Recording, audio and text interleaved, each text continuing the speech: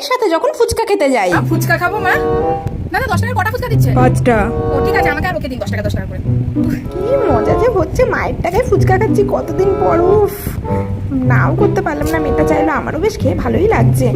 উফ, আজকে অনেকগুলো টাকার ফুচকা খাবো মায়ের কাছ থেকে। এই যে দিদি 10 টাকার করে তো হয়ে গেছে, আর কি দেবো আপনাদের? হয়ে গেছে? হ্যাঁ 10 টাকার কটা?